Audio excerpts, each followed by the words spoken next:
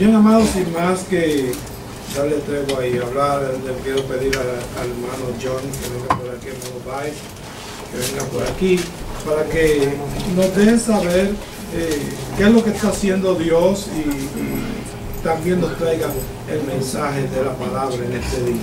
Amén. Pueden abrir su Biblia en el libro de Colosenses. Todos, yo los voy a esperar, pueden buscar en el libro de Colosenses.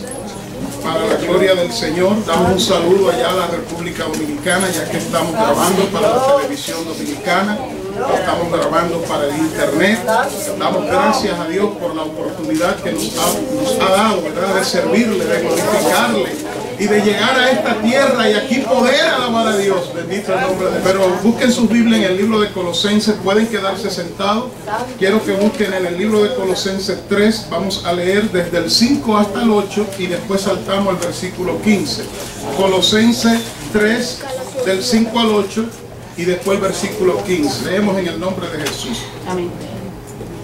Dice la palabra: haced morir pues lo terrenal en vosotros, fornicación, impureza y pasiones desordenadas, malos deseos y avaricia, que es idolatría, cosas por las cuales la ira de Dios viene sobre los hijos de desobediencia, en las cuales ustedes también andaban en otro tiempo cuando vivían en ellas. Pero ahora dejad también vosotros todas estas otras cosas: ira, enojo, malicia, blasfemias, palabras deshonestas de vuestra boca. Y saltamos al 15.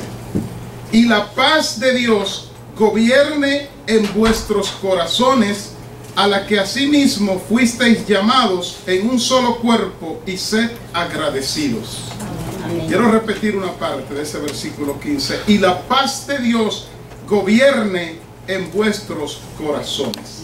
Yo quiero poner como tema a esta plática: ¿quién gobierna tu vida? El tema es una pregunta que hacemos en este día. Y no es la pregunta del $1.000.000, pero es una pregunta de suma importancia para nuestras vidas. ¿Quién gobierna tu vida?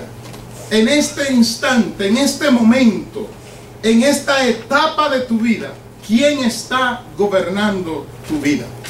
Cuando niños, cuando nacimos, todo el que está aquí fue amado, fue protegido, fue cuidado por alguien, por sus padres, por un familiar, y a la vez esa persona o esas personas gobernaban tu vida.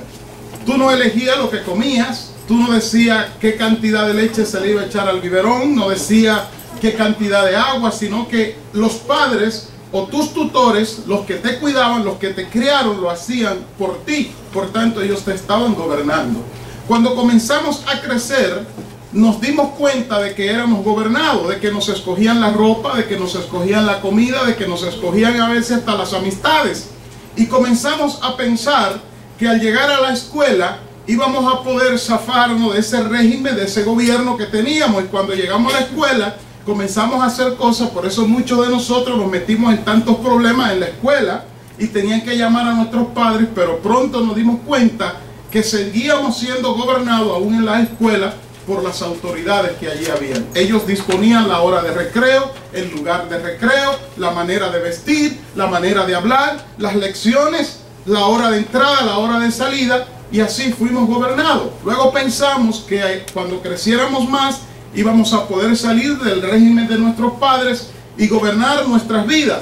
Y así comenzamos a hacer cosas, algunos se fueron de su casa a cierta edad porque entendían que los padres no podían convivir con sus padres o con sus tutores, pero entonces nos encontramos que todavía allá afuera, sin los padres, sin la escuela, seguíamos siendo gobernados por alguien o por algo. Las autoridades ponen reglas, ponen normas, hasta la hora que puede estar abierta una discoteca, la manera que usted debe comportarse, dónde usted puede o no puede fumar, qué palabra o qué otras palabras puede o no puede decir en público, en fin.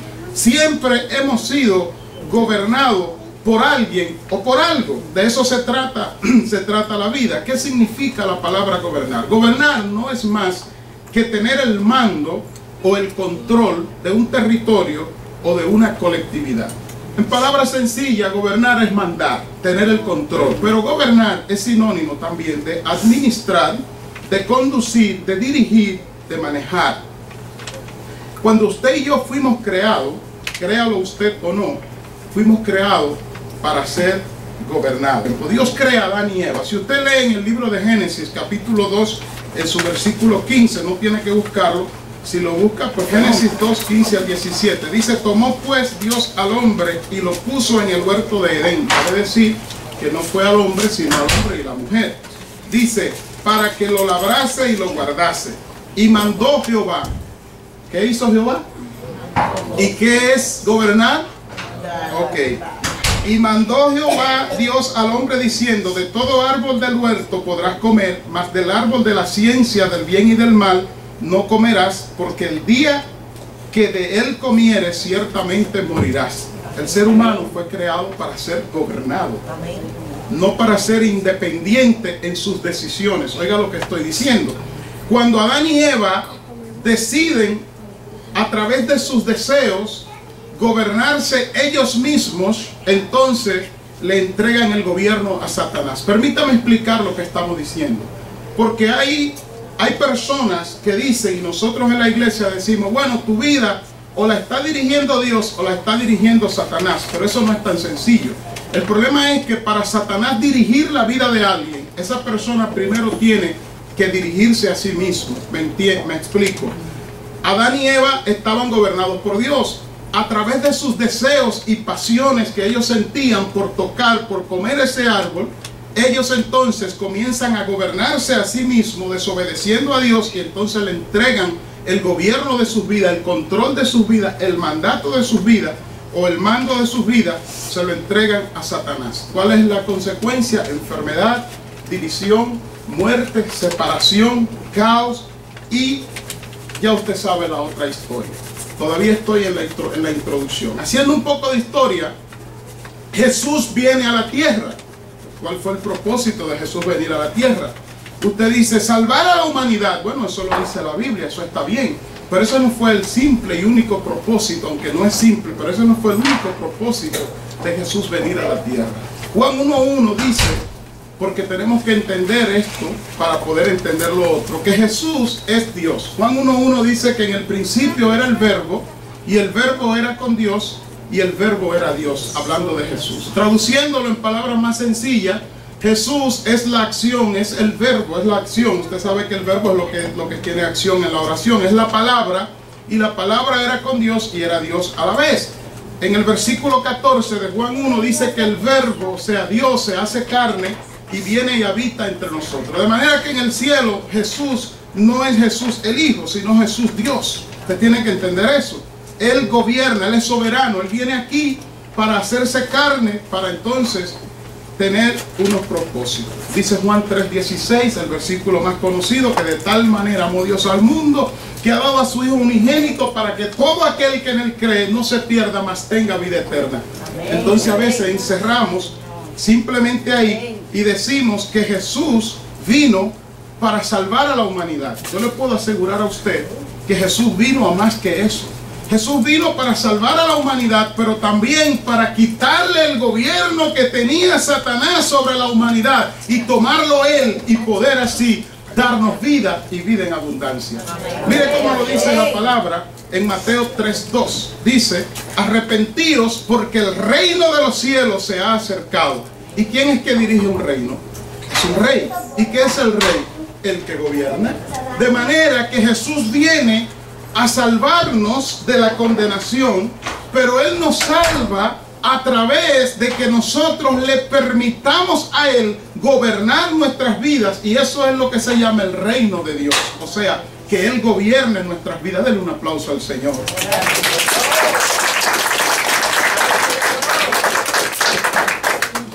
Los seres humanos no sabemos gobernar. Por eso ustedes ven los políticos. No voy a hablar de los políticos dominicanos, mucho menos de los latinos, Pero ustedes ven el ejemplo, unos años atrás, el presidente Barack Obama era el hombre que más expectativas había sobre él. Ahora todo el mundo quiere colgar a Barack Obama. El problema no es de Barack Obama, el problema es que el ser humano no sabe gobernar. Por ende, cuando usted diga que Jesucristo vino a salvar, añádale que Él vino a salvar a través de gobernar nuestras vidas. No hay otra forma. Él te salva a través de gobernar tu vida. Entonces quedamos ahora con la pregunta ya libre, la pregunta no explicada todavía, no respondida todavía, pero sí ya tenemos una base para poder basarnos en la pregunta: ¿quién gobierna tu vida? Tú me dirás, pero esa pregunta está de más, pastor. Mi vida es gobernada por Jesucristo, porque Él me salvó. Bueno, en la Biblia hay muchas historias de gentes que fueron salvos por Jesús y sin embargo Jesús no estaba gobernando sus vidas. Ustedes ven, por ejemplo, los 12 discípulos que andaban con Jesús. Al momento de Jesús ser apresado, todos se frustran y se vuelven contra Jesús por una sencilla razón.